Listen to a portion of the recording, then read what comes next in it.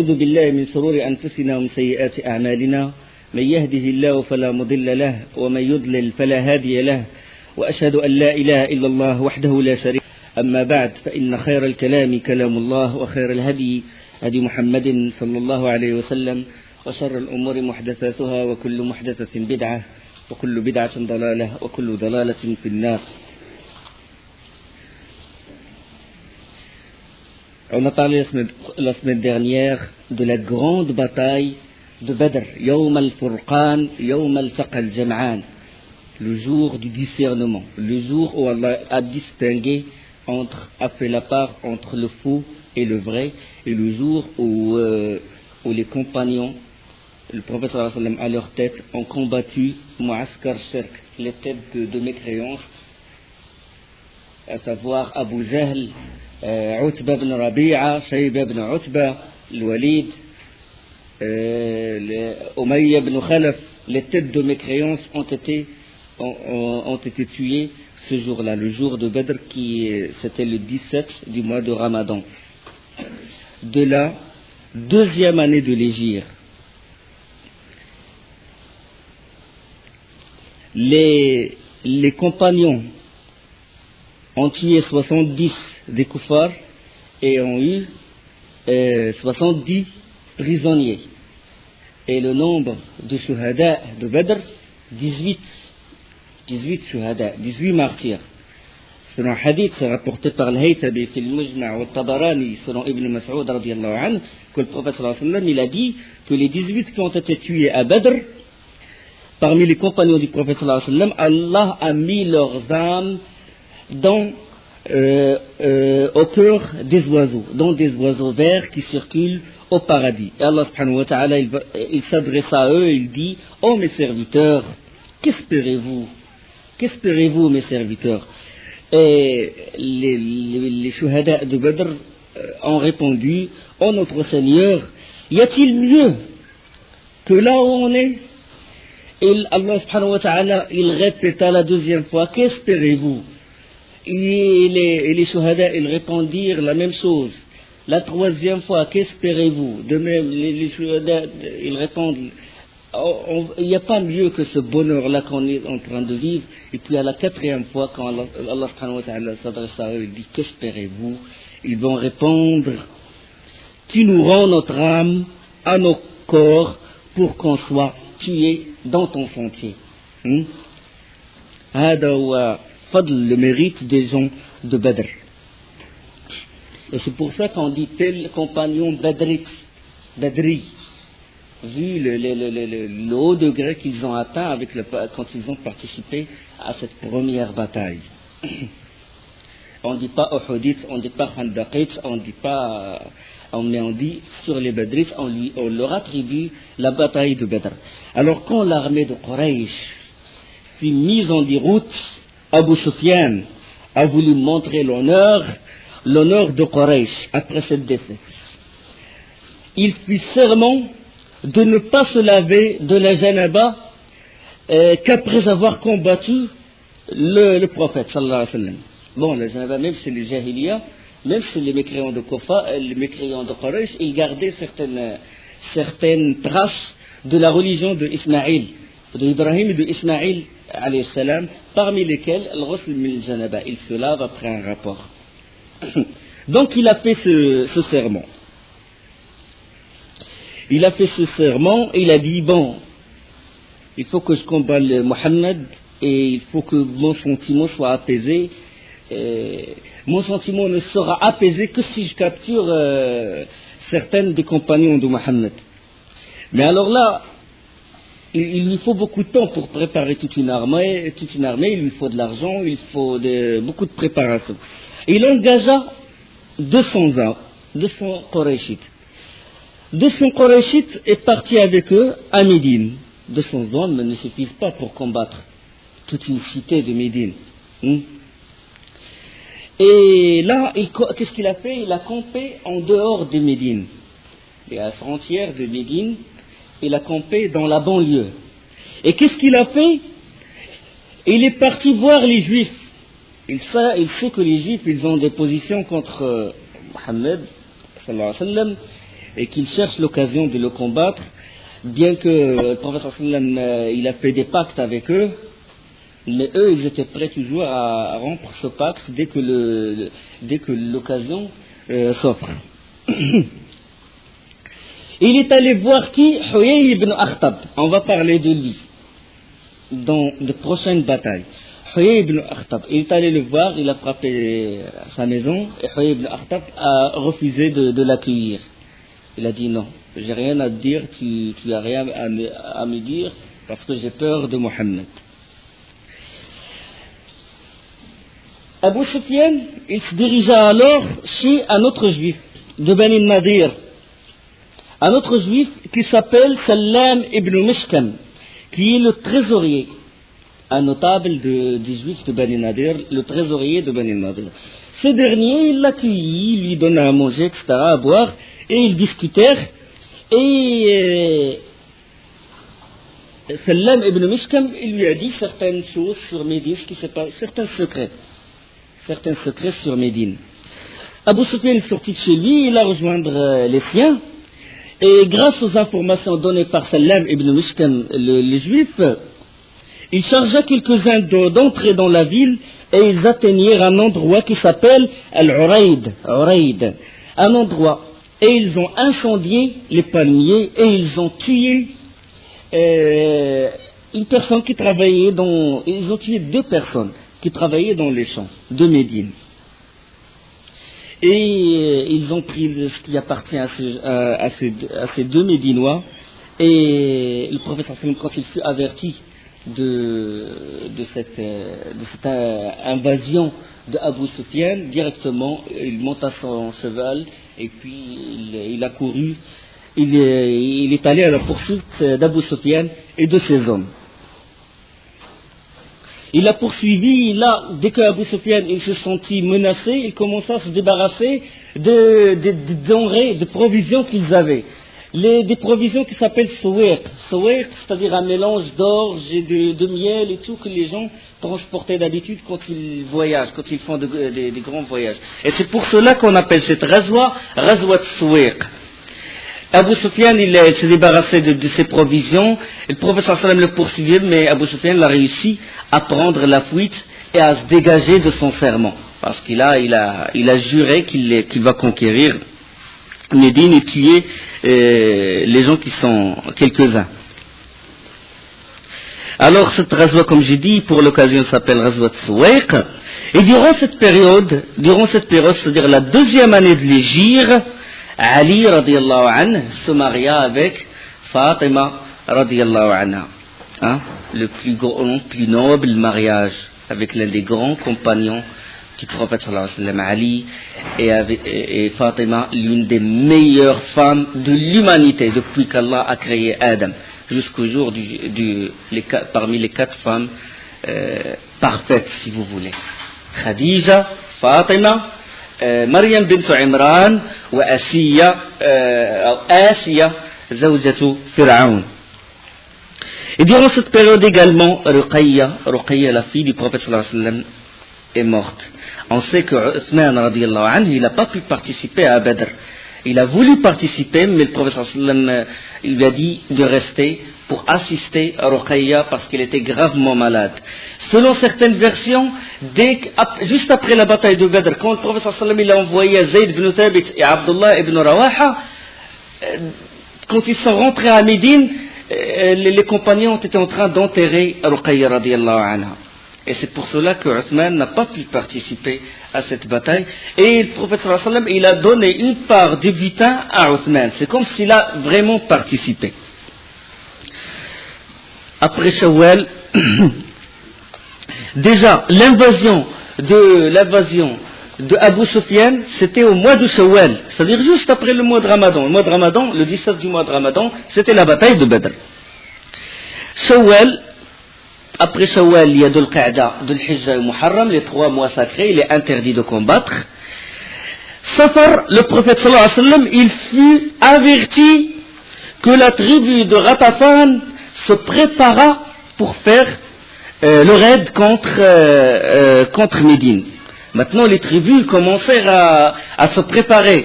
ils se sentaient menacés. Parce que le prophète sallam, à chaque fois, il pénètre dans une région et puis il installe son camp durant 3 jours, voire une semaine, voire un mois, pour montrer que c'est lui maintenant qui va détenir le pouvoir dans la péninsule arabique. Maintenant, les différentes tribus commencèrent à se préparer, parmi lesquelles Ghatafan. Ghatafan, et il pensait s'attaquer aux musulmans. Et Ghatafan, il se trouve à Najd. Najd, c'est l'est. C'est l'est de Médine. C'est plus à l'est. Le prophète sallam, qu'est-ce qu'il a fait du moment qu'il fut informé de ce que préparait la tribu de Ghatafan? Il s'attaqua directement à cette tribu, immédiatement.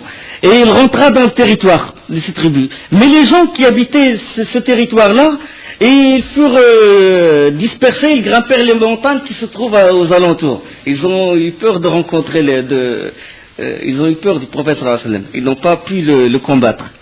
Ils se sont retranchés dans les montagnes qui sont aux alentours de Najd, de la tribu de Ghatafan. Le prophète sallallahu alayhi wa sallam, exprès, il est resté dans cet endroit. Il a campé. Là où ils habitaient, il a campé dedans. Et il est resté. Il campa près d'un point d'eau qui s'appelle Zi Amr. Et c'est pour ça qu'on appelle cette razwa. Notez bien que le razwa, c'est quand le prophète sallallahu alayhi wa sallam, il participait à l'expédition, on appelle ça razwa. Quand il ne participait pas, il envoyait un émir, on appelle ça sariya. Il campa près de ce point d'eau pour montrer la fierté de l'islam et pour montrer que l'islam, il a atteint également Najd. Au cours de son séjour, il se passa un événement. C'est que l'envoyé d'Allah, sallallahu alayhi wa sallam, un jour il s'est retiré près d'un arbre. On sait que le prophète sallallahu alayhi wa sallam, des fois il se retire des compagnons pour adorer Allah, ou il se retire, fait des retraites. Et il s'est retiré et les gens de Ghatafan, ils regardaient de loin. Et puis ils l'ont vu tout seul. Il n'y a personne autour de lui. D'habitude, il y a Abu Bakr toujours qui circule autour de lui. Ou bien un autre compagnon comme Zubair ou Sa'd ibn Abi Waqqas. Là, il est tout seul. Puis ils se sont dit, c'est une bonne occasion pour le tuer. Parce que là, si vous ratez cette occasion, vous n'allez jamais trouver cette personne dans une situation pareille. Tout seul, endormi et près de l'arbre. Là, le prophète sallallahu alayhi wa sallam, il a dormi près de cet arbre, mais quand il s'éveilla, un homme se tenait de ses côtés. Se tenait de ses côtés et avec l'épée dégainée, brandissant son épée, et il disait au prophète sallallahu alayhi wa sallam, Ya Muhammad, qui te protège contre moi? يا محمد من يدافع عنك من يحميك مني. الحديث est comme ça. يا محمد من يحميك يا محمد من يحميك. Qui te protège maintenant? Et le prophète sallallahu alayhi wa sallam le regarda comme ça, il dit Allah va me protéger. Puis la personne, il commença à reculer, puis il tomba et l'épée tomba de ses mains. Et puis le prophète sallallahu alayhi wa sallam, il se saisit de l'épée et lui dit Mais yahmika minni. Qui va te protéger maintenant? Et puis la personne, il a dit Ashhadu an la ilaha illallah wa anna Muhammadan Rasulullah. Et cette personne, elle s'appelle Du'asur, de la tribu de Ghatafan. Puis quand il regagna les siens, ils lui disent comment ça se fait? Il était devant toi, tu peux le tuer. Il a dit il y avait un ange qui m'a poussé. Un ange a protégé le prophète sallallahu alayhi wa sallam. Donc c'est l'une des signes, des miracles du prophète sallallahu alayhi wa sallam. Cet événement, il se passa dans Ghazwat Zi Amr. Bani Sulaym également. Bani Sulaym aussi se prépara à s'attaquer à Médine. Et là, le prophète sallallahu alayhi wa sallam, il fut averti. Il organisa une armée de 300 hommes qui se dirigèrent vers Bahran. Bahran, c'est une mine qui se trouve dans le Hijaz. Bon, alors le Hijaz, c'est à l'ouest de Médine. c'est la mer Rouge, les montagnes de l'Hijaz, c'est proche de la mer Rouge. D'une région qui s'appelle El Foroua. Et alors quand les gens de cette tribu furent informés, ils se dispersèrent. À chaque fois que le prophète sallam s'apprête à les attaquer, Allah subhanahu wa ta'ala il envoie la frayeur dans leur cœur. On sait que le hadith du prophète sallam il dit Nusirtu bil-ru'b masirata shahr. Nusirtu bil-ru'b. Allah il m'a accordé la victoire par la frayeur que j'inspire à mes ennemis à une distance d'un mois de marche. Alors, avant que le prophète sallam ne se prépare ou quand il vient de se préparer, avant qu'il atteigne l'endroit où il doit combattre, d'une distance de un mois de marche, ses adversaires ils sont touchés de frayeur. Allah subhanahu wa ta'ala il jette le ru'b fi qalb al-kuffar a'da' al-islam. C'est un privilège du prophète sallallahu alayhi wa sallam, parmi les cinq privilèges. Que la terre tout entière est une mosquée pour moi et que Allah m'a accordé le ghanaim et que j'ai été envoyé à l'humanité entière alors que les prophètes avant moi ils étaient envoyés chacun à sa communauté, etc. Parmi les 5 privilèges du prophète sallallahu alayhi wa sallam, la frayeur, une arme solide, la frayeur. Quand Allah il jette la frayeur dans le cœur de quelqu'un, même s'il a les armes les plus sophistiquées du monde, il perd le contrôle, peut-être il retournera l'arme contre lui. À méditer là-dessus. Il a laissé durant cette bataille Ibn Maktoum, radiyallahu anhu, il s'est occupé des affaires de Médine. Ibn Maktoum qui fut après le muazzin, lui et Bilal, muazzin du prophète sallallahu alayhi wa sallam, il était aveugle, radiyallahu anhu. Et là, on sait que quand le prophète sallallahu alayhi wa sallam est sorti victorieux de la bataille de Badr, les juifs de Bani Qaynuqa et Bani Nadir, comme j'ai dit tout à l'heure, et Bani Qurayza furent incapables de dissimuler leur désarroi. Parce que les juifs d'habitude ils cachaient leur haine. Mais là ils ont dégagé, ils ont divulgué leur haine. Et ils n'hésitaient pas à s'allier avec les Arabes comme ce qu'ils ont fait avec Abu Sufyan. Quand il s'est attaqué au champ de Médine. C'était eux qui lui ont livré les secrets là où ne se trouve pas l'armée du prophète sallallahu alayhi wa sallam. Et ils se sont alliés avec les Arabes contre le prophète sallallahu alayhi wa sallam. Et là, ils travaillent souvent, on sait qu'ils travaillent souvent dans la discrétion, et Allah subhanahu wa ta'ala il a dévoilé cette haine qui est dans le cœur des Juifs, qu'ils cachaient. ها أنتم هؤلاء تحبونهم dans سورة البقرة ود كثير من أهل الكتاب لو يردونكم من بعد إيمانكم كفارا حسدا من عند أنفسهم من بعد ما تبين لهم الحق فاعفوا واصفحوا حتى يأتي الله بأمره. Nombre de gens du livre aimeraient par jalousie de leur part pouvoir vous rendre mécréants après que vous ayez cru et après que la vérité s'est manifestée à eux. C'est-à-dire ils ont su que c'est la vérité, mais par la haine, par jalousie, qu'Allah il envoie un prophète issu de Bani Ismaïl, là ils ne veulent pas y croire, ils veulent pas, ils le renièrent et se désavouèrent de lui, bien qu'il fût écrit dans leur Torah qu'Allah subhanahu wa ta'ala il va envoyer Muhammad sallallahu alayhi wa sallam et qu'ils doivent, il a pris l'engagement auprès d'eux qu'ils doivent croire en lui. وَدَّ كَثِيرٌ مِّنْ أَهْلِ الْكِتَابِ لَوْ يَرُدُّونَكُمْ مِّن بَعْدِ إِيمَانِكُمْ كُفَّارًا حَسَدًا مِّنْ عِندِ أَنفُسِهِمْ. Pas seulement ils vous dépouillent de vos biens, pas seulement de votre argent, non, ils veulent vous jeter dans la marche, dans l'enfer.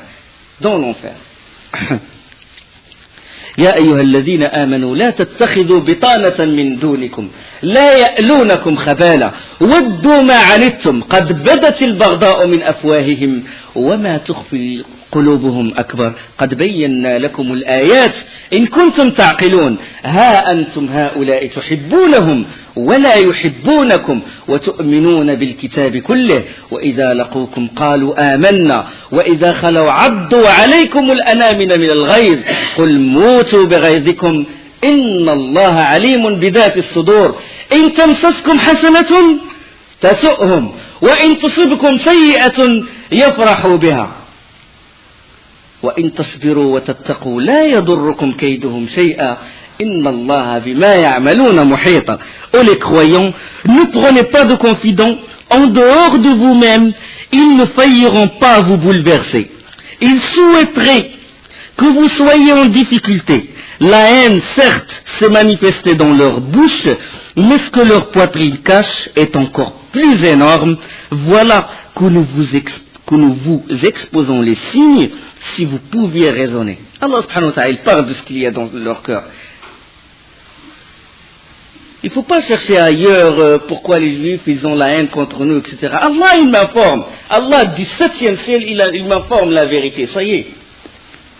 Vous les aimez alors qu'ils ne vous aiment pas et vous avez foi dans le livre tout entier. Et lorsqu'ils vous rencontrent, ils disent nous croyons. Et une fois seul de rage contre vous, ils se mordent les bouts de doigts, dit mourrez de votre rage. En vérité, Allah connaît fort bien le contenu de vos cœurs. Inna Allah alimun bidati as-sudur. In tamsaskum hasanatun tasu'hum. Si un bien vous touche, ils s'en affligent. Qu'un mal vous atteigne, ils s'en réjouissent. Wa in tusibkum sayyi'atun yafrahu biha.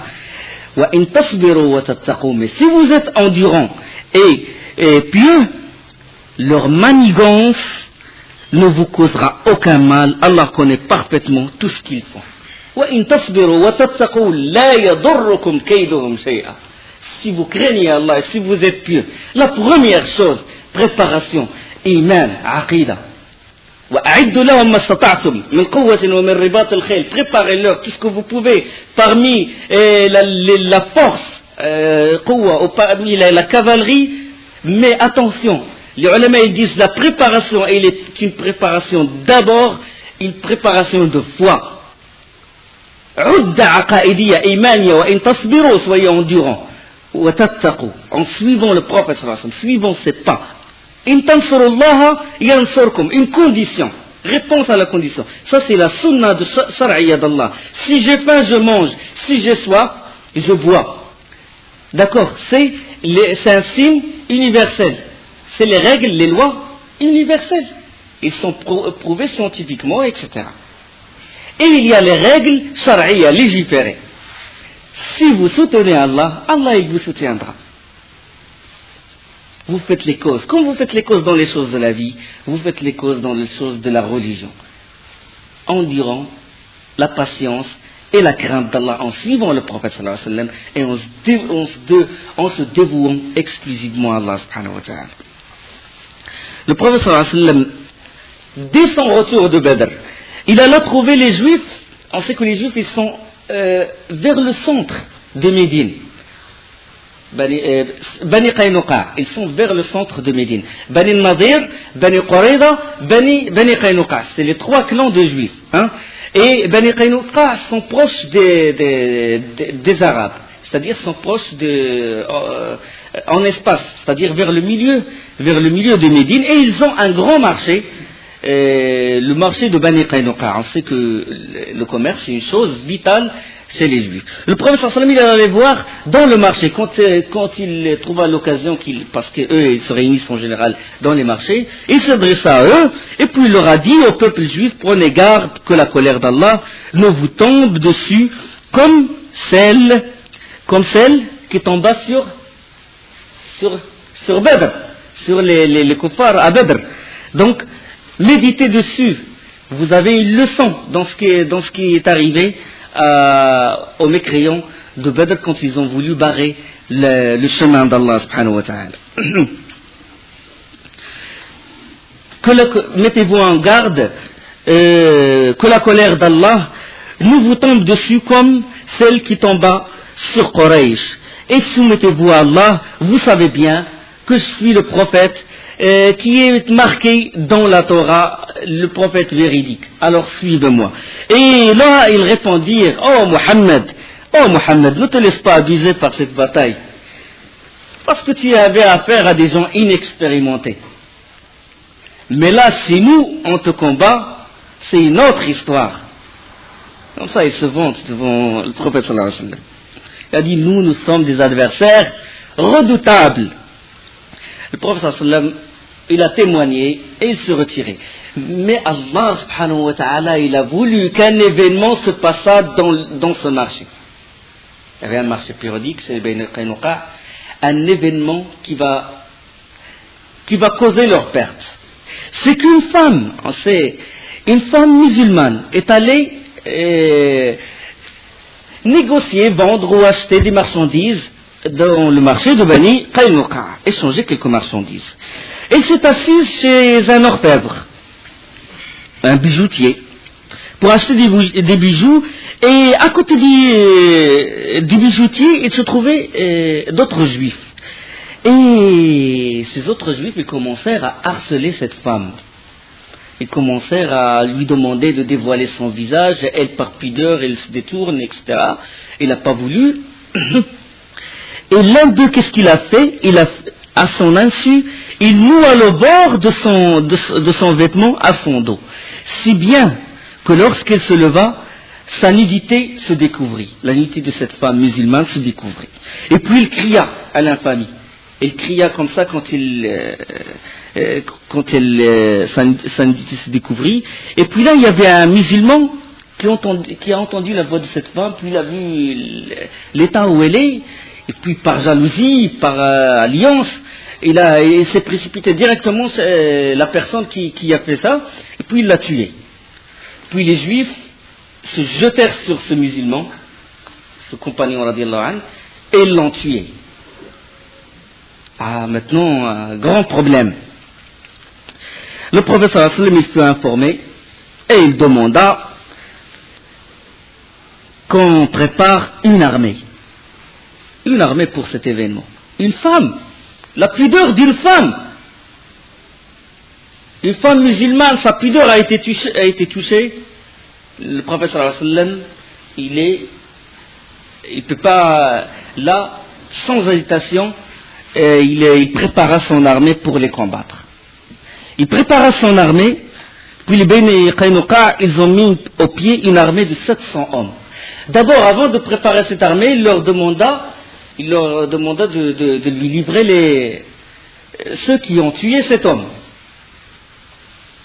Et eux, ils ont refusé, ils ont dit non, on ne te livre pas. Et ils ont refusé de lui livrer les hommes, et ils commençaient à menacer le prophète sallallahu alayhi wa sallam.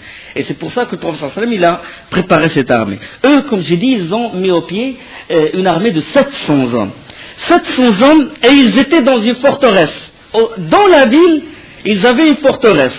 Et une forteresse, il y avait leurs prairies, il y avait les points d'eau, il y avait des puits, il y avait tout ce qu'il leur faut pendant une année, comme disent certains historiens. Une année, c'est-à-dire une année, ce qui est dans cette forteresse leur suffit. Sans avoir la dépendance des gens de l'extérieur. Et alors là, le prophète sallallahu alayhi wa sallam leur a dit, je ne veux pas de combat. Je ne veux qu'une chose. Vous me livrez les meurtriers, ceux qui ont tué cet homme. Et là, ils commencèrent à répéter la même chose. Il a dit, crois-tu que nous sommes comme Quraysh, nous sommes des gens expérimentés, nous sommes des gens de guerre, et commencèrent à menacer. Et Allah subhanahu wa ta'ala a dit, قُلْ لِلَّذِينَ كَفَرُوا سَتُغْلَبُونَ وَتُحْشَرُونَ إِلَى جَهَنَّمَ وَبِئْسَ الْمِهَادِ. قُلْ لِلَّذِينَ كَفَرُوا سَتُغْلَبُونَ. Ceci dans Surat Al-Imran, le début de Surat Al-Imran. Dis à ceux qui ne croient pas, vous serez vaincus bientôt et vous serez rassemblés vers l'enfer, et quel mauvais endroit pour se reposer. قَدْ كَانَ لَكُمْ آيَةٌ فِي فِئَتَيْنِ الْتَقَتَا فئة تقاتل في سبيل الله وأخرى كافرة يرونهم مثليهم رأي العين والله يؤيد بنصره من يشاء إن في ذلك لعبرة لأولي الأبصار. قد كان لكم آية. Il y a eu déjà pour vous un signe dans ces deux troupes qui s'affrontèrent. Qui? Badr. L'une combattait dans le sentier d'Allah et l'autre était mécréante. Ces derniers voyaient les croyants de leurs propres yeux 2 fois plus nombreux qu'eux-mêmes. Or Allah secourt qui il veut de son aide. Voilà bien là un exemple pour les doués de clairvoyance. Les kuffars, ils voyaient les musulmans doubles. Allah subhanahu wa ta'ala, il a fait ça. Quand ils se sont rencontrés.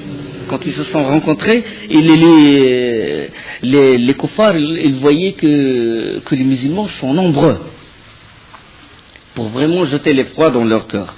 Et parce que dans un autre verset de sourate Al-Anfal, وَإِذْ يُرِيكُمُوهُمْ إِذِ الْتَقَيْتُمْ فِي أَعْيُنِكُمْ قَلِيلًا وَيُقَلِّلُكُمْ فِي أَعْيُنِهِمْ لِيَقْضِيَ اللَّهُ أَمْرًا كَانَ مَفْعُولًا وَإِلَى اللَّهِ تُرْجَعُ الْأُمُورُ. Et aussi, au moment de la rencontre, il voulait montrer plus nombreux à vos yeux, de même qu'ils vous faisant paraître à leurs yeux peu nombreux afin qu'Allah parachève un ordre qui devait être exécuté.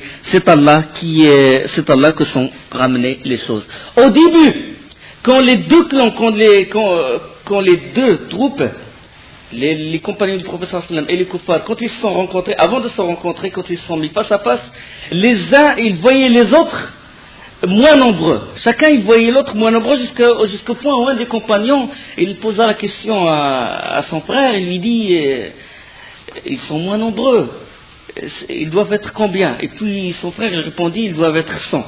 Donc, et de même, les kuffars, ils regardaient les musulmans, ils les voyaient moins nombreux. Pourquoi? Parce qu'Allah subhanahu wa ta'ala, il a voulu qu'ils se rencontrent, il a voulu qu'il y ait cette confrontation. وَإِذْ يُرِيكُمُوهُمْ إِذِ الْتَقَيْتُمْ فِي أَعْيُنِكُمْ قَلِيلًا وَيُقَلِّلُكُمْ فِي أَعْيُنِهِمْ لِيَقْضِيَ اللَّهُ أَمْرًا كَانَ مَفْعُولًا. Pour que chose soit faite, chose qu'Allah a décidé soit faite, pour qu'il y ait cette rencontre, pour qu'il chacun incite son frère, il dit ils sont moins nombreux, on peut les attaquer, on peut les battre. Et les kuffars de leur côté, pareil, pour qu'il y ait vraiment, pour que la rencontre fût imminente. Allah, il a décidé ainsi. Mais quand les deux troupes se sont rencontrées, Allah, il a fait que les kuffars regardaient les musulmans doubles. Voilà comment on réunit entre les versets du Coran. D'accord? قد كان لكم آية في فئتين التقتا فئة تقاتل في سبيل الله وأخرى كافرة يرونهم مثليهم رأي العين. Il les voit double. Comme ça Allah subhanahu wa ta'ala يستدرجهم سنستدرجهم من حيث لا يعلمون. Nous allons les conduire graduellement vers leur perte par des voies qu'ils ignorent. Pareil, les Bani Qaynuqa, Allah subhanahu wa ta'ala les a conduits graduellement, graduellement vers leur perte. Ils auraient dû, au début, accepter. Ils auraient dû accepter la proposition du prophète sallallahu alayhi wa sallam, qu'il leur livrait les gens qui ont tué les musulmans. Mais avec leur entêtement, leur obstination et leurs menaces qu'ils ont proférées, ils ont signé leur propre condamnation. Et alors, en l'espace de quelques heures, déjà parce que le prophète sallallahu alayhi wa sallam, au début, il leur a proposé ceci, puis après, il leur a dit, ça y est, maintenant, vous vous livrez. Puis après, ils commençaient à négocier. Ils ont dit, oh envoyé d'Allah, oh Mohammed, on va négocier la paix, etc. Puis le prophète sallallahu alayhi wa sallam, il a refusé. Il a refusé, puis ils insistaient, puis le prophète sallallahu alayhi wa sallam, qu'est-ce qu'il a fait? Il les a encerclés, il a encerclé toute la forteresse. Il l'a encerclé et Allah subhanahu wa ta'ala, il a jeté la frayeur dans le cœur de Bani Qaynuqa. Il a jeté l'effroi dans leur cœur. Et à chaque fois, chaque proposition, le prophète sallallahu alayhi wa sallam, il refusa. 15 jours de blocus, 15 jours de cernement, d'encerclement, et subhanallah, l'effroi, il a atteint un degré qu'ils se résignèrent et se rendirent sans condition. Il leur a dit, c'est-à-dire, moi je fais ce que je veux de vous. Maintenant, il n'y a pas de condition, il n'y a pas de négociation, vous avez refusé au début, ça y est. J'applique la loi d'Allah sur vous. Je fais ce que je veux de vous. Et ils acceptèrent. Ils se résignèrent. Allah, il a jeté l'effroi dans leur cœur. malgré la forteresse, malgré les armes qu'ils ont, malgré tout. Et 700 hommes ligotés, prisonniers, sans qu'il y ait de combat, sans qu'il y ait rien du tout. Subhanallah. Alors là, le prophète sallam, il pense à qu'est-ce qu'il va faire d'eux. Mais il a dit à quelques compagnons qu'il s'apprêtait, qu'il était prêt à les tuer. 700 hommes. Il a dit, je vais les tuer. Les 700. Et puis là, Abdullah ibn Ubay ibn Saloul, la tête de Kufr, la tête d'un grand hypocrite. Abdullah ibn Ubay, il a eu vent de ce qu'a dit le prophète sallallahu alayhi wa sallam. Et puis il est allé voir le prophète sallallahu alayhi wa sallam et il a dit, il s'est adressé à lui, le prophète sallallahu alayhi wa sallam, il était dans son camp avec l'armure, la tenue de bataille et tout. Et puis il a dit, oh Muhammad,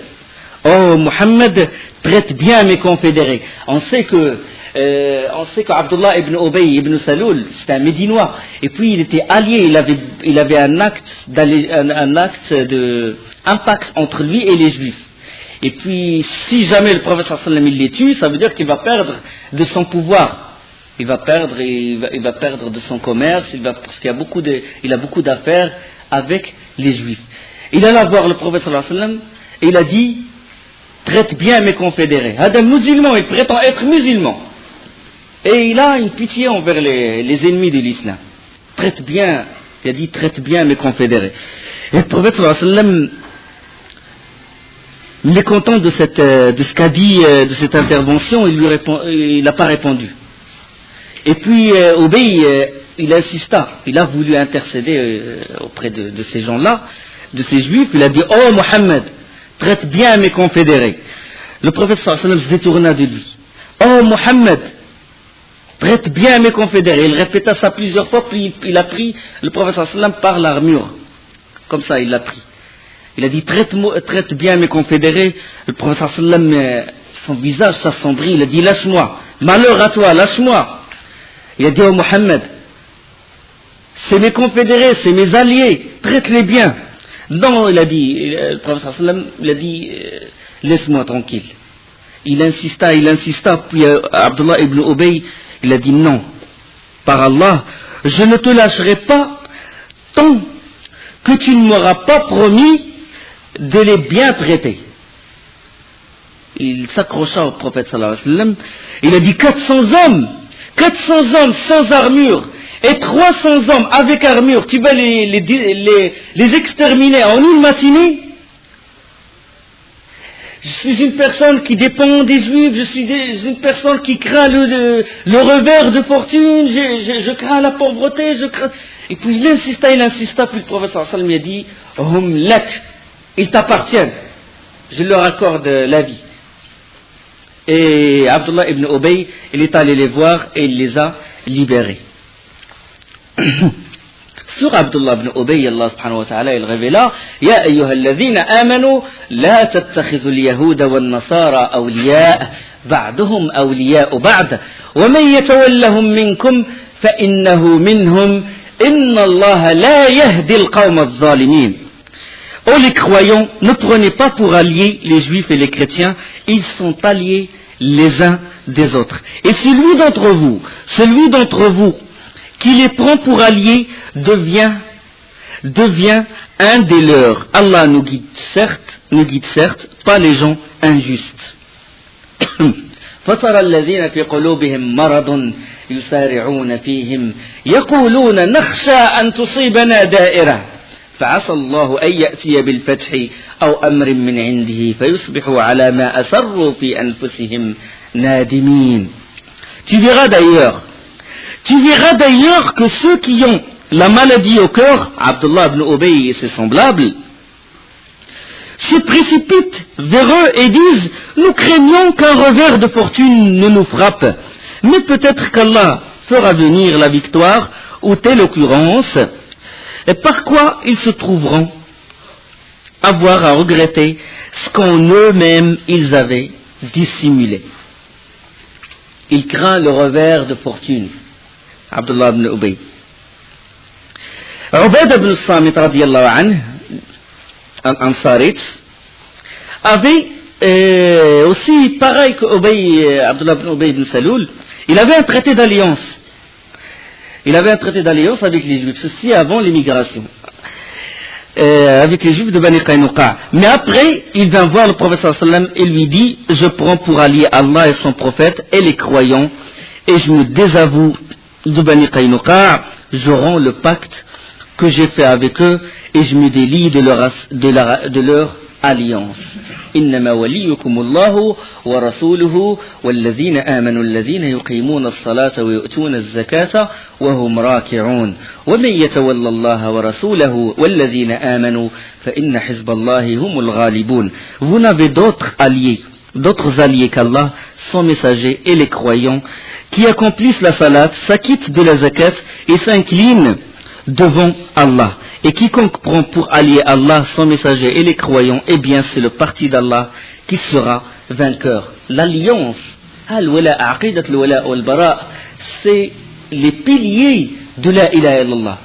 Quand je dis la ilaha illallah, négation et affirmation, ça veut dire quoi? Je ne m'allie pas avec ses ennemis. Je m'allie avec ses alliés. La ilaha, il n'y a point d'adorer. Il y a point de vrai adoré. Personne, rien ne mérite qu'on l'adore qu'Allah subhanahu wa ta'ala. D'accord? Donc, je me dévoue à lui l'unique. C'est ça la ilaha illallah. C'est pas qu'il crée et qu'il fait pleuvoir. Ça, c'est juste l'unicité de la seigneurie. Ça, les kuffars de Quraysh ne l'ont pas renié. J'insiste là-dessus. قل من يرزقكم من السماء والأرض أم من يملك السمع والأبصار ومن يخرج الحي من الميت ويخرج الميت من الحي ومن يدبر الأمر فسيقولون الله. Qui détient lui la vue? قل من يرزقكم من السماء والأرض. Qui vous attribue la nourriture des cieux et de la terre? ومن يملك السمع والأبصار. Qui détient lui la vue? ومن يملك السمع والأبصار ومن يخرج الحي من الميت. Qui sort le vivant du mort et qui sort le mort du vivant et qui administre tout. Ils diront le pronom, il revient au kuffar, ils diront Allah. Ils croient qu'il est. Mais le problème, c'est quand ils se rapprochent de lui, ils prennent des intermédiaires. Jamais ils disent de Hubal ou Lat ou Manat ou le Uzza, jamais ils disent qu'il a créé. C'est Allah qui crée. Ça c'est reconnu, celui qui initiera, c'est dans la prise de... والذين اتخذوا من دونه أولياء ما نعبدهم إلا ليقربونا إلى الله زلفى. Nous les adorons pour qu'ils nous rapprochent davantage d'Allah. L'hôte de la tombe ou la statue, il me rapproche d'Allah. La statue représente un homme vertueux, l'hôte de la tombe c'est un wali, il me rapproche d'Allah, moi je l'invoque. Et c'est ça, shirk de Jahiliya, qui ressuscite à notre époque. وسبحانك اللهم بحمدك أشهد أن لا إله إلا أنت أستغفرك وأتوب إليك.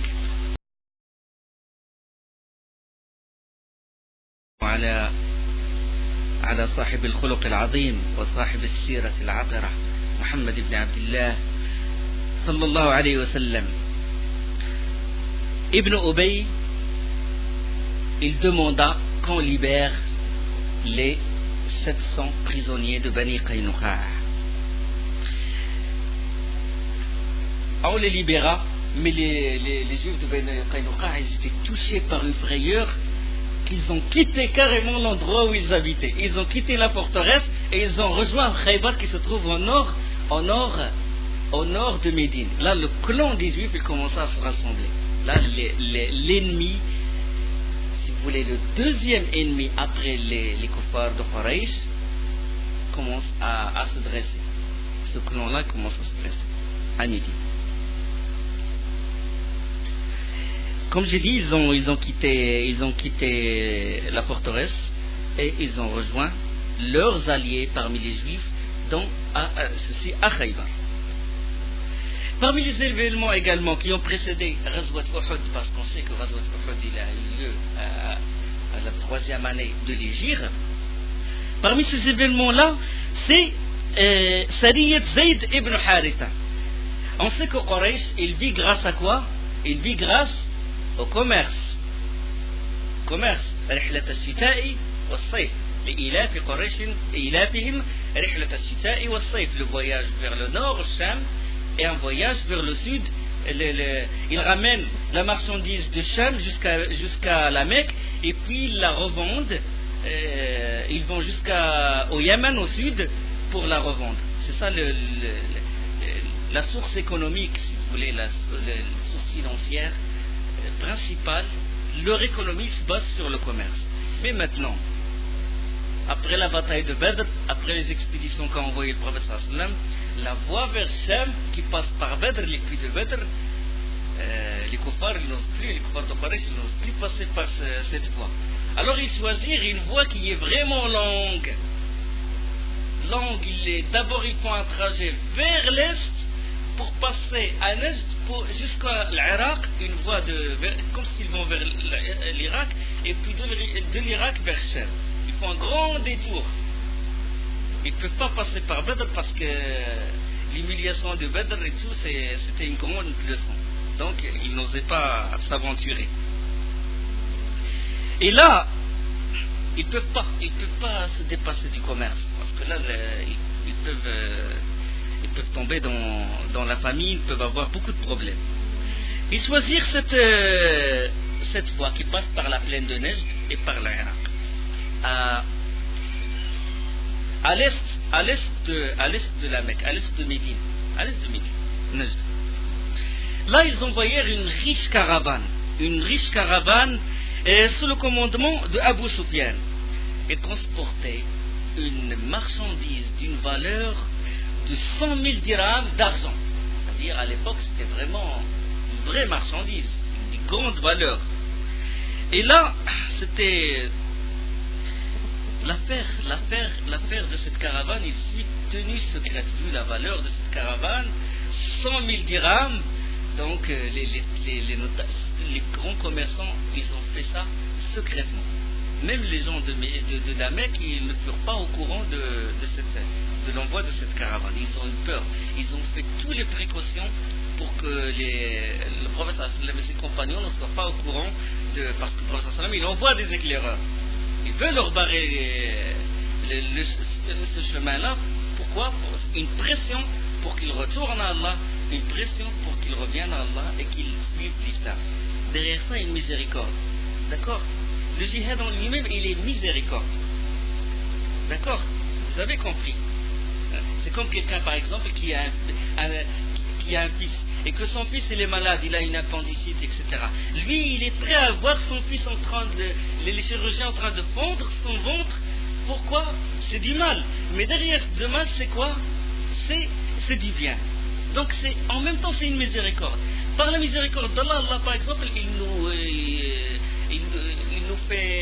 nous met à des épreuves, des maladies. Pourquoi une purification? Peut-être que dans cette maladie, on retourne à Allah. De même, le djihad, en lui-même, c'est du mal, mais derrière, il y a rahma d'Allah, subhanahu wa ta'ala. Donc, il a voulu barrer ce chemin, pas pour les jeter dans la famine ou quoi que ce soit, mais pour qu'ils retournent à Allah, subhanahu wa ta'ala.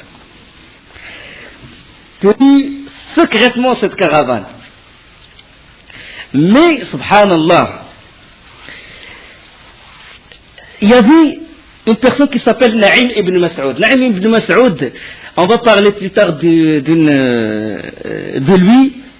Il a fait un grand acte de bravoure plus tard dans Ghazwat al-Khandaq. On va en parler, bi'idhnillah, si on est vivant, si on reste vivant, inshallah. Na'im ibn Mas'ud, il vint à Médine et il était mécréant. Et il avait un ami pendant la Jahiliya qui s'appelle Sulayt. Sulayt est musulman. Et Na'im ibn Mas'ud, il est parti, il est rentré chez les Juifs de Bani Nadir. Il rencontra Na'im ibn Mas'ud quand il rentra à Médine, et il est allé directement chez les Juifs de Bani Nadir. Et il a rencontré son ancien ami qui est Sulayt. Sulayt est musulman. Et ils se sont réunis chez une personne qui s'appelle Kinana ibn Abil Huqayq, un Juif de Bani Nadir. Et ils ont bu le vin ensemble. Le vin ne fut pas encore interdit. Sulayt restait conscient. Mais Na'im ibn Mas'ud, il fut emporté par le vin, par l'ivresse. Le vin lui a fait jouer des tours. Et puis il commença à parler de la caravane que préparait Abu Sufyan. Et Sulayd, conscient, il écoute. Puis Naïm ibn Mas'ud commence à donner les détails avec le vin, avec l'ivresse. Et lui, il fait partie de la minorité qui a tenu la chose, c'est-à-dire les confidents de Sufyan. Il commence à parler de la caravane, des détails, qui va la diriger, par où il va passer, tous les détails, il a livré tous les détails à Sulayd. Sulayd directement, il enregistra la cassette, et il est allé directement voir le prophète sallallahu alayhi wa sallam. Et il lui fit le récit des détails qu'a livré Naïm ibn Mas'ud, l'envoyé d'Allah, sallallahu alayhi wa sallam, ne tarda pas à envoyer une expédition sous le commandement de Zayd ibn Haritha, Hibbur Rasul sallallahu alayhi wa sallam, son bien-aimé, celui qui a vécu sous Khadija radiyallahu anha. Zayd ibn Haritha, il lui donna les instructions de couper la route à la caravane près de Qarada, c'est-à-dire l'un des principaux points d'eau. On sait que la caravane toujours est choisie les endroits où se trouve l'eau pour s'approvisionner d'eau, c'est un abreuvoir aussi pour les chameaux, etc. Et là, Zayd ibn Haritha était aux aguets à cet endroit, à Qarada. Il attendait cette caravane. Bon, Abu Sufyan, il passa par l'itinéraire prévu, comme ce qu'a dit Naïm ibn Mas'ud. Les musulmans, ils attendaient ils sont aux aguets, et puis là, Abu Sufyan, il passa, et les musulmans l'attaquèrent. Ils s'attaquèrent à cette caravane. Lui, il n'était pas prêt parce que ils se sont dit, jamais quelqu'un n'imaginait que l'information puisse atteindre Médine. Donc ils n'étaient pas armés, il n'a pas engagé des gens qui protègent la caravane. Il a pris la fuite avec les autres, ceux qui étaient avec lui, et ils ont laissé la caravane intacte. 3000 dirhams d'argent, les chameaux, tout ce qu'il y a dedans. Et Zayd ibn Haritha n'a fait que prendre ce grand butin et l'emmener vers Médine tranquillement. Et en plus de ça, ils prirent des captifs, parmi lesquels Fu'at ibn Hibban, qui était l'un des guides, l'un de ceux qui montrent l'itinéraire à Abu Sufyan. Celui-ci, il embrassa l'islam. Voilà, on a parlé de ça. Subhanallah, derrière le djihad, une personne qui rentre en islam. Maintenant, même la route du côté de l'Irak, il fut barré. Et là, c'est un grand problème. Quand cette route il fut barrée, la perte de cette caravane, il a fait monter le désarroi de Quraysh, et la haine de Quraysh ne cesse d'augmenter. Puis ils sont arrivés à un point où bien c'est le combat, ils sont obligés de combattre Mohammed. Ou bien les anéantir, ou bien ils courent à leur perte, parce que là, toutes les voies sont barrées vers le nord, vers le Sham. Et Abu Sufyan, il demanda à Quraysh que leurs biens qu'ils utilisaient d'habitude pour le commerce, qu'ils le consacrent au combat. إن الذين كفروا ينفقون أموالهم الله سبحانه وتعالى révéla إن الذين كفروا ينفقون أموالهم ليصدوا عن سبيل الله فسينفقونها ثم تكون عليهم حسرة ثم يغلبون والذين كفروا إلى جهنم يحشرون. Allah subhanahu wa ta'ala révéla ceux qui ne croient pas dépensent leurs biens pour éloigner les gens du sentier d'Allah, qu'ils les dépensent donc, après quoi ils n'en tireront qu'amertume, et puis que ceux-là seront vaincus, et tous ceux qui ne croient pas seront rassemblés en enfer. Cet argent qu'ils ont donné, il va se retourner contre eux. Abu Sufyan ne s'est pas arrêté là, il commença à demander les fonds des renforts des tribus alliées, Ratafan, Ibn Salim, etc. Et il réunit les Ahabish également. On a parlé des Ahabish, c'était une tribu qui regroupe beaucoup d'affranchis. C'était des esclaves qui ont été affranchis, qui sont réunis dans un endroit.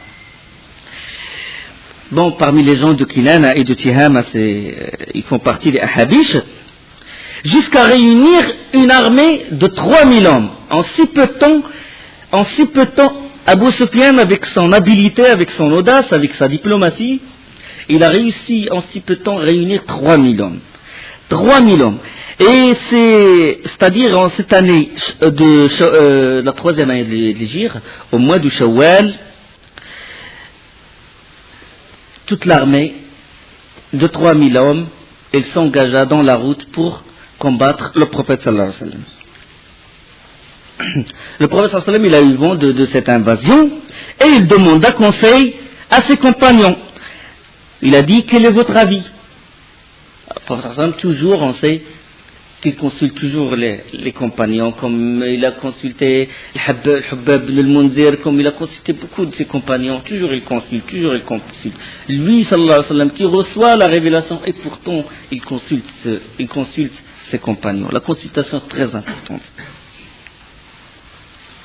Il consulta ses compagnons, et il leur dit, qu'est-ce qu'on fait? Est-ce qu'on va sortir de Médine pour les combattre, ou on reste à Médine, on reste retranché dans la ville?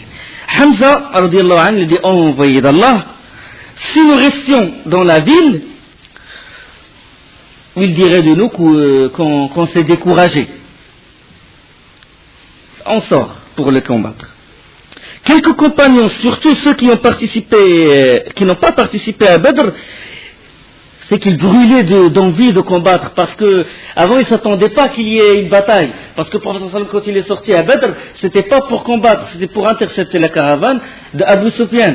Et puis après ils furent surpris que Abu Jahl fut tué, que Nadr ibn al-Harith, que Umayya ibn al-Khalaf, que la situation a changé, que c'est une bataille qui a eu lieu, et ils ont eu, c'est-à-dire, c'est comme une occasion qu'ils ont ratée. Et là, ils commencèrent à brûler d'envie de participer dans cette bataille. Ils ont dit, oh, envoyé d'Allah, on veut participer, on veut combattre. C'est-à-dire, il espérait rencontrer l'ennemi. Et parmi les compagnons, radiallahu anhum, Anas ibn al-Nadr, lui aussi, il n'a pas participé à Badr, parce qu'il ne pensait pas comme les autres, il ne pensait pas qu'il y aurait une bataille. Et puis, il a dit une phrase. Il a dit, dommage que la première bataille qu'a vécue le prophète sallallahu alayhi wa sallam, je n'ai pas fait partie de cette bataille. Mais par Allah, s'il y a avec l'envoyé d'Allah une autre rencontre avec les Quraysh, après ce jour, Allah verra ce que je ferai. C'est-à-dire, il brûle d'envie de participer s'il y a une occasion qui s'offre, une autre bataille, il va participer. Et, comme j'ai dit, il était avide comme les autres, et les compagnons commençaient à s'agiter, ceux qui n'ont pas participé à Badr. Et le prophète sallallahu alayhi wa sallam, il a dit, j'ai fait un songe. Ils ont dit, lequel, ô envoyé d'Allah? Il a dit, j'ai vu une vache qu'on égorgeait, et j'ai vu une ébréchure au tranchant de mon épée. Et aussi, je me suis vu en train d'entrer ma main dans une armure solide, dans une forte armure. Le hadith, il est dans le Bukhari. Ils ont dit, oh envoyé d'Allah, c'est quoi l'interprétation de ce songe? Il a dit, les vaches sacrifiées, il a dit, ce sont quelques-uns de mes compagnons qui seront tués. Et il a dit, les bréchures sur mon épée, c'est qu'on va subir une mise en déroute. Dans une autre version, il a dit, c'est un coup qui sera porté contre moi. Il a dit, la forte cuirasse, je l'ai traduite par Médine. C'est-à-dire où il sera le mieux protégé, c'est à Médine.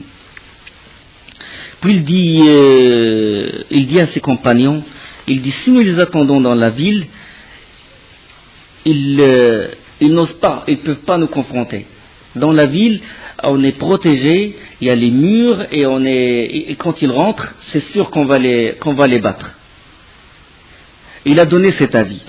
Et là, ils ont dit, oh envoyé d'Allah, durant le Jahiliya, personne n'ose rentrer à Médine, alors dans l'islam, ils peuvent jamais rentrer. Durant le Jahiliya, on était des hommes. Jamais quelqu'un n'a réussi à rentrer à Médine. Dans l'islam, on va baisser les bras. Non, ils vont même pas essayer de rentrer. sortons pour les combattre. Et le prophète sallallahu alayhi wa sallam, il commence à consulter, et puis eux ils disent on est nombreux, on est là, on est plus fort, on est plus nombreux qu'à Badr, etc. Et Naïm ibn Tha'laba, il a dit, envoyé d'Allah, ne nous prive pas du paradis, car par celui qui détient mon âme, dans sa main, j'y rentrerai. Et le prophète sallallahu alayhi wa sallam dit, par quoi tu vas y rentrer? Par quoi tu vas rentrer au paradis? Il a dit, parce que j'aime Allah et son prophète. Il a dit, tu as raison. Si c'est parce que tu aimes Allah et son prophète, c'est une cause pour que tu entres au paradis. Bien que finalement, on ne rentre au paradis que par la miséricorde d'Allah subhanahu wa ta'ala. L'amour d'Allah, il ramène la miséricorde. De ces discours, il apparaissait clairement que la majorité des assistants, des compagnons du prophète sallallahu alayhi wa sallam, ils ne voulaient pas rester à Médine. Ils voulaient sortir pour combattre. Le prophète sallallahu alayhi wa sallam, il était d'avis de garder Médine, c'est-à-dire de rester à Médine, parce que la victoire il serait garantie. Bon, les hommes ils s'assemblèrent. C'était le jour de vendredi, et le prophète sallallahu alayhi wa sallam il a fait le Jumu'ah. Avant il a dit, bon, je prends votre avis, vous êtes mis d'accord sur ce point, c'est qu'on sort, d'accord, on sort. Il accepta il choisit ce qu'ils ont choisi eux.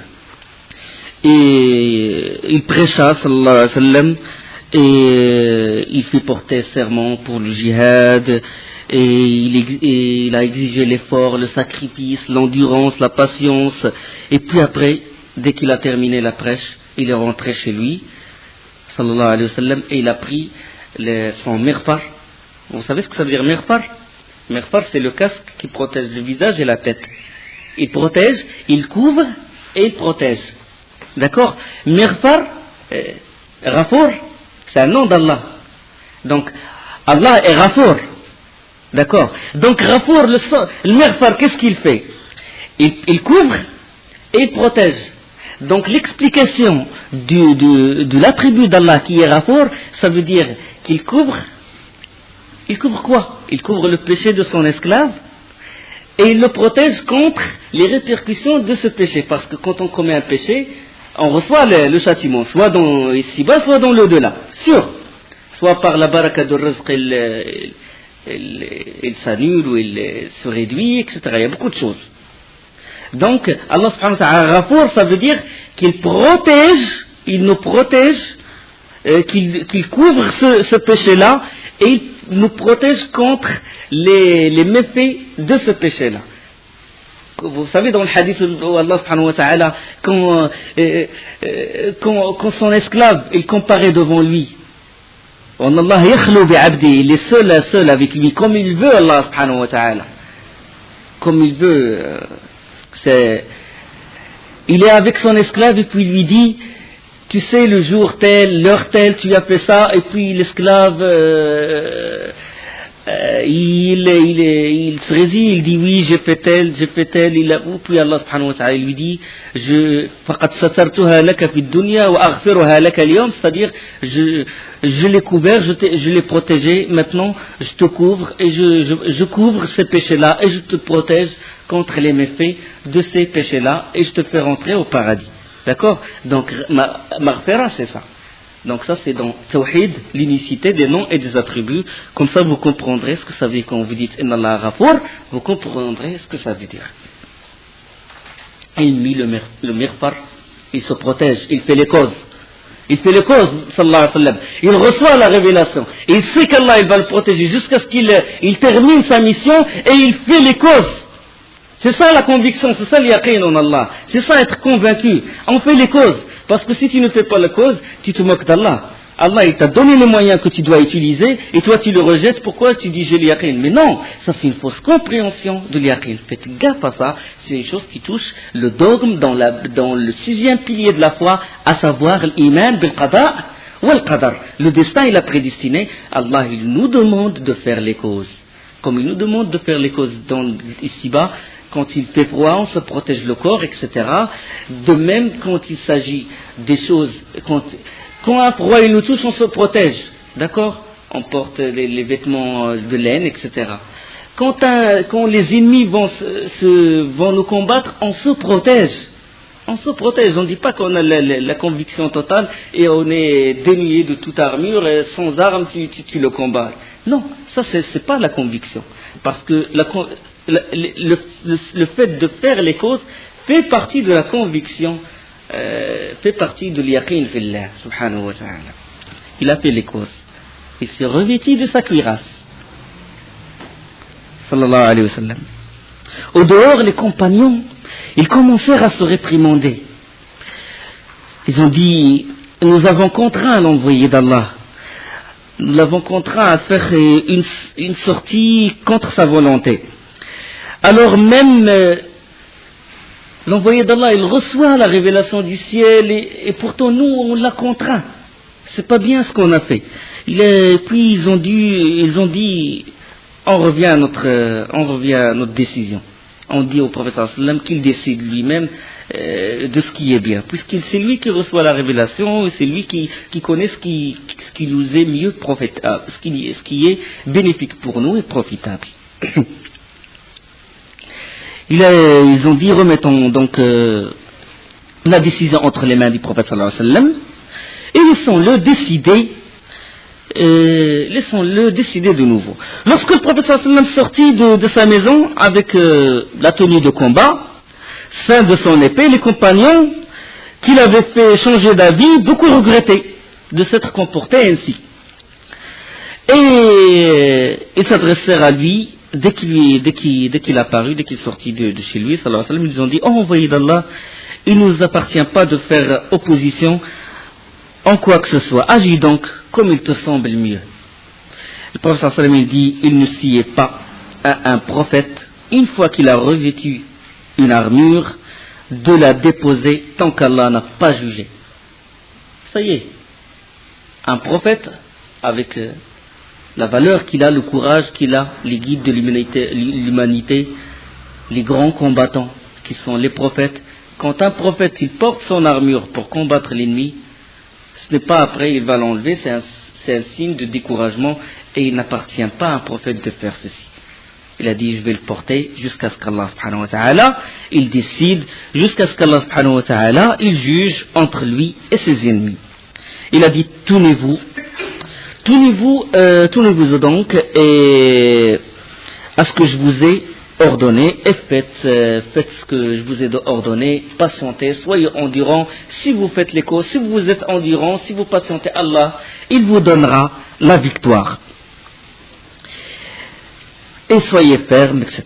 Ainsi le prophète sallallahu alayhi wa sallam il se fit remplacer à Médine par Ibn Maktoum radiyallahu anhu et quitta la ville avec une armée de 1000 hommes. Le prophète sallallahu alayhi wa sallam savait, grâce aux éclaireurs, que les Quraysh vont aller en direction du nord-est et vont établir leur camp.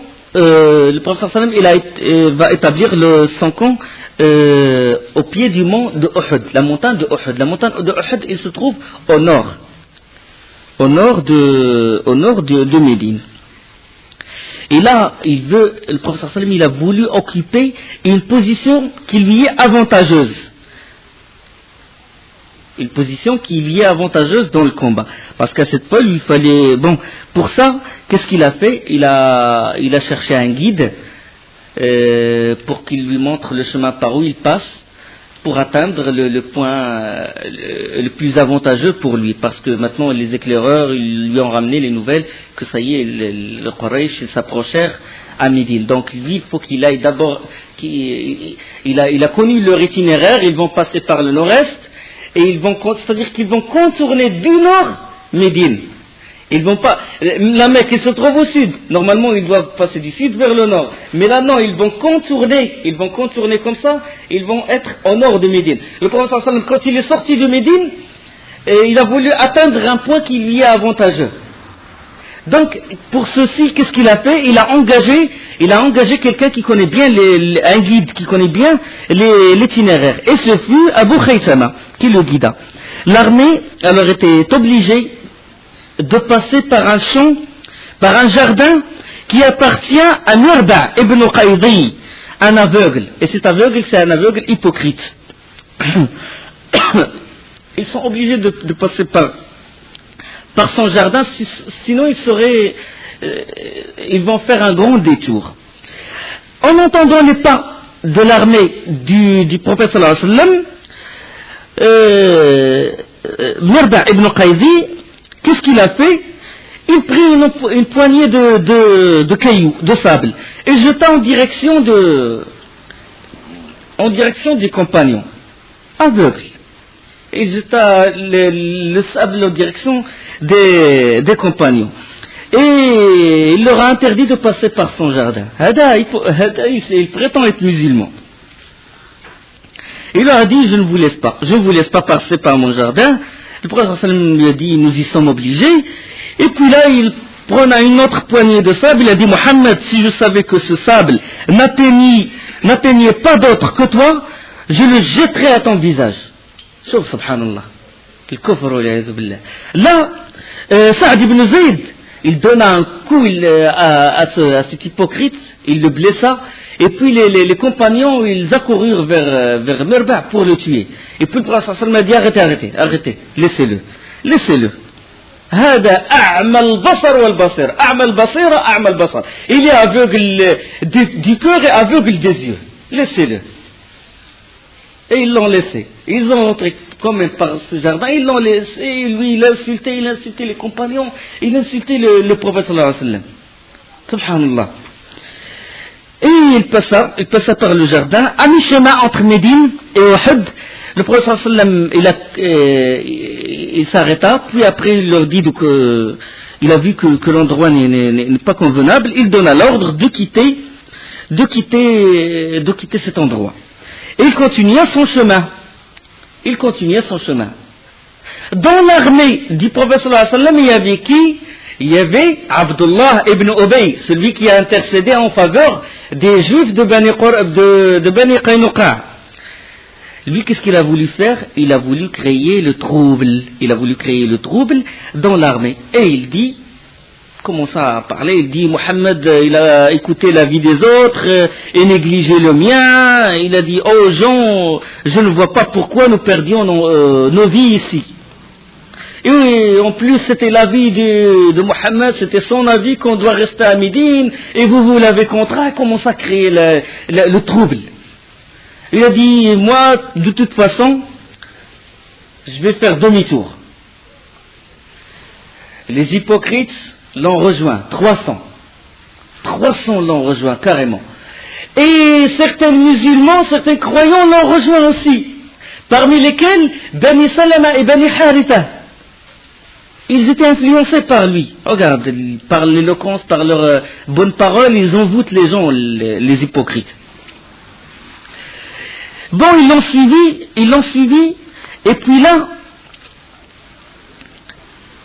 Abdullah ibn Amr ibn Haram, le père de Jabir, il courut derrière eux et les exhorta. Il a dit, je vous adjure par Allah de ne pas déserter. Il a dit, il ne faut pas déserter votre peuple, il ne faut pas déserter le prophète sallallahu alayhi wa sallam. Et il insista dans son rappel, jusqu'à ce que les croyants le rejoignirent. Ils ont failli suivre la tête des munafiqin, Abdullah ibn Ubay. لو خرجوا فيكم ما زادوكم إلا خبالا ولا أوضعوا خلالكم يبغونكم الفتنة وفيكم سماعون لهم. S'ils étaient sortis avec vous, ils n'auraient fait qu'accroître vos troubles et jeter la dissension dans vos rangs, cherchant à créer la discorde entre vous, et il y en a parmi vous qui les écoutent. Parce qu'il y en a parmi les croyants en bonne foi qui les suivent.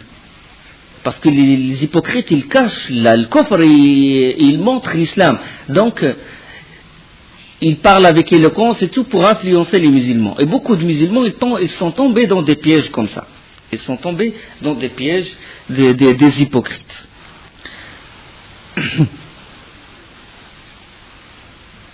Allah subhanahu wa ta'ala, dans Surat Al-Imran, il a parlé de ces deux clans, à savoir Bani Haritha et Bani Salama.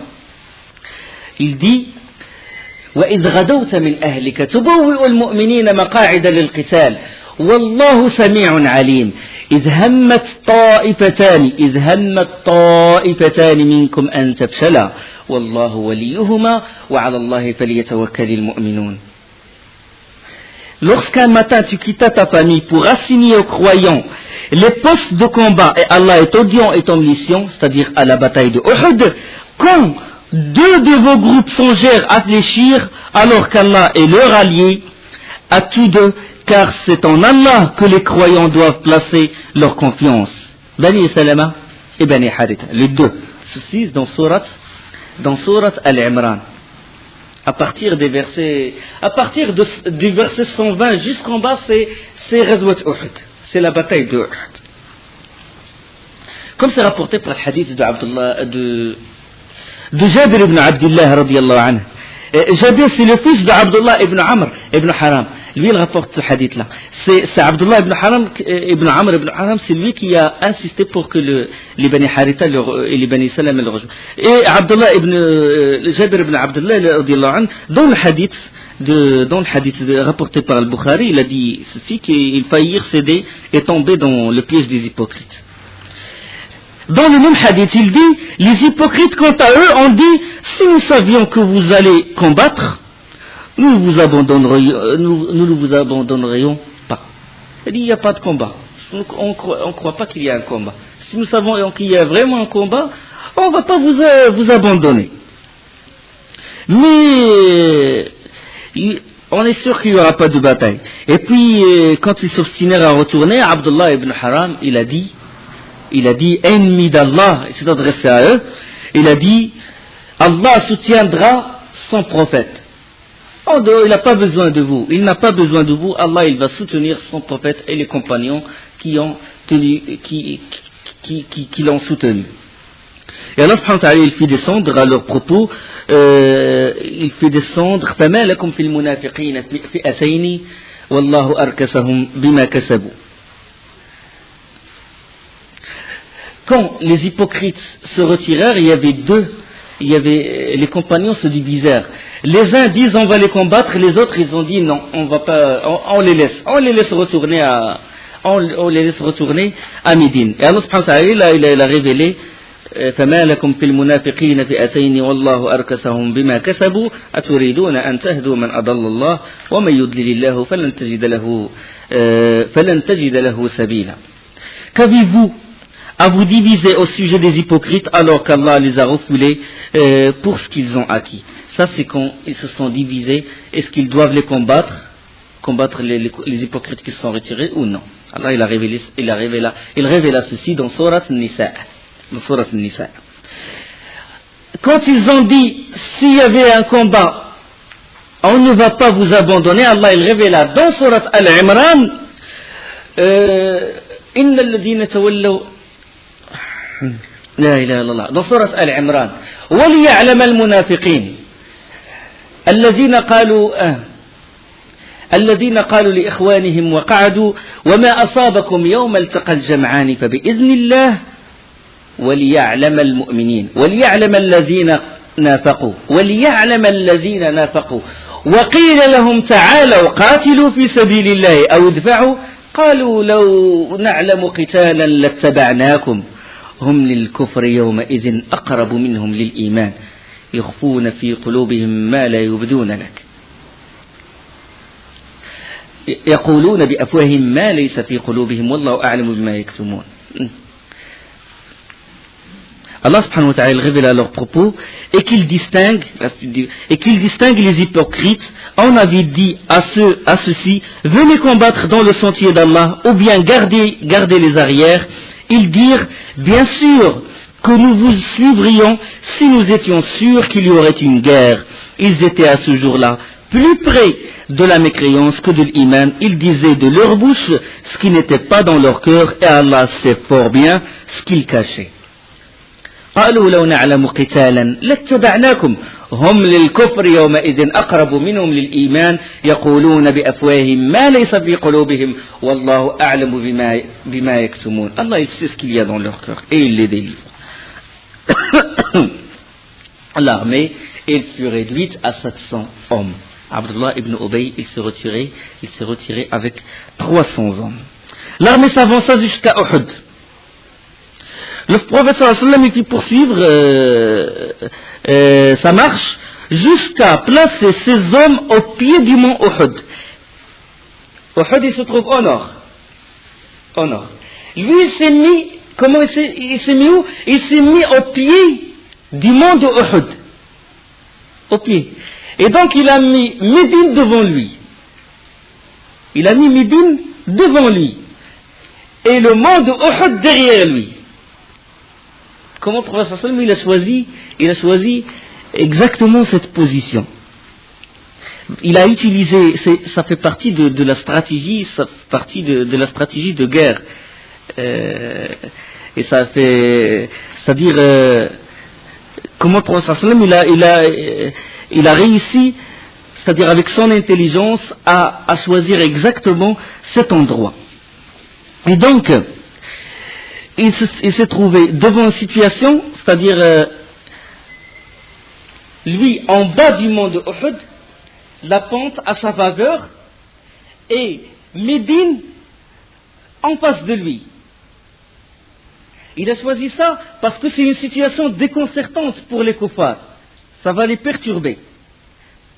Parce que s'ils vont se mettre, quand les kuffars vont venir, qu'est-ce qu'ils vont faire?